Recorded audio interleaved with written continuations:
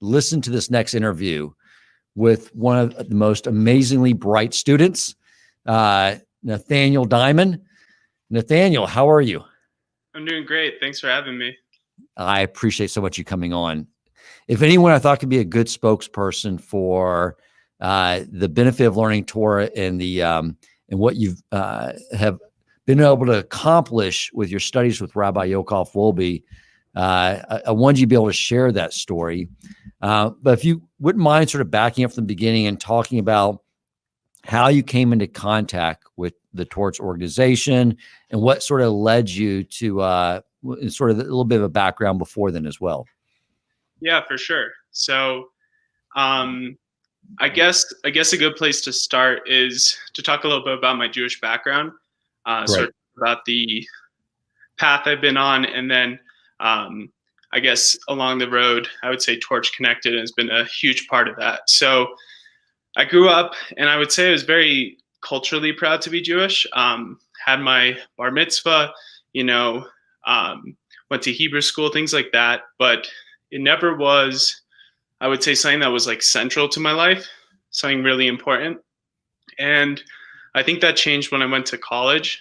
I was sort of challenged by peers who sort of showed me that there's an intellectual side of Judaism, that there's a communal aspect to it. I grew up in a small town with not a lot of Jews, so being in a community is huge. And it really all cultivated probably in my senior year when I went to a Holocaust learning trip to Poland, where I sort of challenged to think about, what's important in life, what's meaningful, and to just learn as much as I could. And so when I started learning as much as I could, one of the resources I was recommended was Rabbi Yaakov Wolbe's podcast.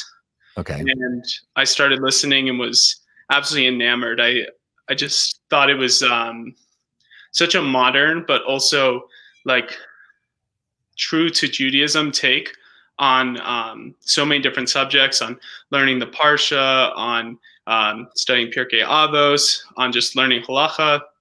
And so I just was an avid listener. I listened as much as I could. And eventually there was a podcast that really interested me. So I sent an email to the rabbi, and I, just was curious if I would get a response. And not only did I get a response, he was eager to meet with me, to meet with my friends, to start Zooms, to start learning. And just from there, it's been incredible. We have a session every Sunday where we learn Gemara together, where we learn Talmud.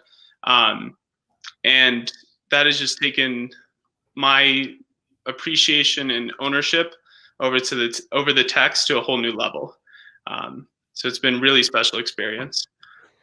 That's wonderful. I know he, I had your friend Dylan on yesterday, and I know he's part of your Talmud study group. I know it's something that Rabbi Yaakov Wolbe enjoys so much.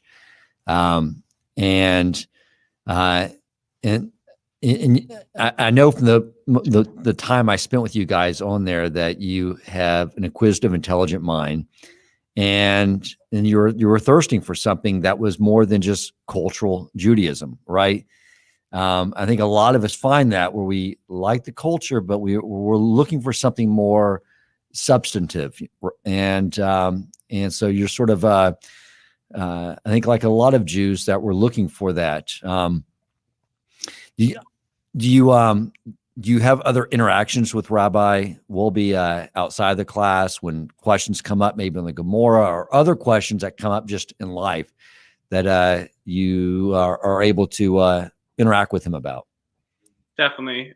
So I'd say that Rabbi Yaakov Wolbe, he's honestly, like, first and foremost, he's just a friend. He's someone I feel comfortable reaching out to when I have a question. It doesn't even have to be about like something we're learning. It could just be a general life question. He's one of my first resources I go to.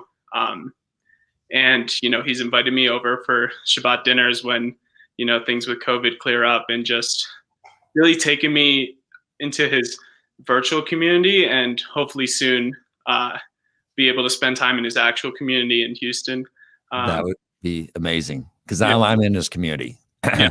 So where are you now? 'Cause I Right know now, you, oh, yeah, yeah, sorry. I'm based right now in Lake Tahoe on the Nevada side. that's right. Um, Because you're completed school and now you're working there, or are you still working on your education there? yeah, so I just finished. I graduated from Cornell 2020, and now I'm working for a tech startup. Great. So we would love to have you in the community for Shabbos. I know he definitely would like to have you over there. There was something else I wanted to ask you about, but I'm drawing a blank. Maybe it's because I've been doing this for almost 24 hours now. Oh my gosh. But what I was going to say was that the fact that you've been able to go to and go to him with all types of questions. I'll share something with you. One of the things I've learned about Rabbi Yokov Wolbe is that his mind just seemed like a computer. It could solve any problem. I think that's just what you do when you're in yeshiva learning Talmud. You're learning how to break things apart and solve them. So he's actually been someone I go to with any business problem. And I say, here's the situation. I've been struggling with it for a week. And it's a little bit frustrating because then he'll sort of look at the pieces, ask me some questions, and then like, oh, here's what you do. And I'll go back to my colleagues. I'll look like a hero. But that's what happens to a mind when you're studying Talmud. So I'm so glad that you're engaged with him. And you're the perfect example of why I want people to tune in and be able to see you and hear your story and why they need to go to givetorch.com. If you could say anything to the people listening about why they should support this organization, what would you say to them? Yeah, I think there's a lot of great Jewish organizations out there. I think there's a lot of very noble causes. What I think sets Torch apart is the approach to Judaism. I think a lot of times where we're losing some of the youth, some of people in my generation, people younger, people older, is that we're just not meeting people where they're at. And I think one of the great things Torch knows how to do is say, look, times change. It doesn't mean our traditions have to change, but the way we share our Torah knowledge, the way we share our traditions can change. And so I think it's really a special organization in the approach. And I think it's what's going to reconnect a lot of Jews in our generation. We've seen this Baal Teshuva movement for, the past few decades, but I think now more than ever, we have a rare opportunity with the internet to connect with Jews all around the world. And so Torch, in my mind, is the leader in that. And that it should be a calling for all of us to say, hey, how can we spread Torah knowledge? How can we spread just honestly how to be a good person and how to be available to our fellow Jew? Beautiful. So well said. Well, keep the studies up. Remember to share this podcast with other Jews. This time next year, I want to have more Jews on that began learning as a result of this event and be able to discuss with them their progress over this next year. So we appreciate all your support, helping make that happen. Again, go to givetorch.com. Help us reach that threshold of $500,000 so we can keep teaching Torah. Thank you so much, Nathaniel. I appreciate you coming on and sharing your story. Of course. Thanks for having me. All right. Take care. All right. Bye.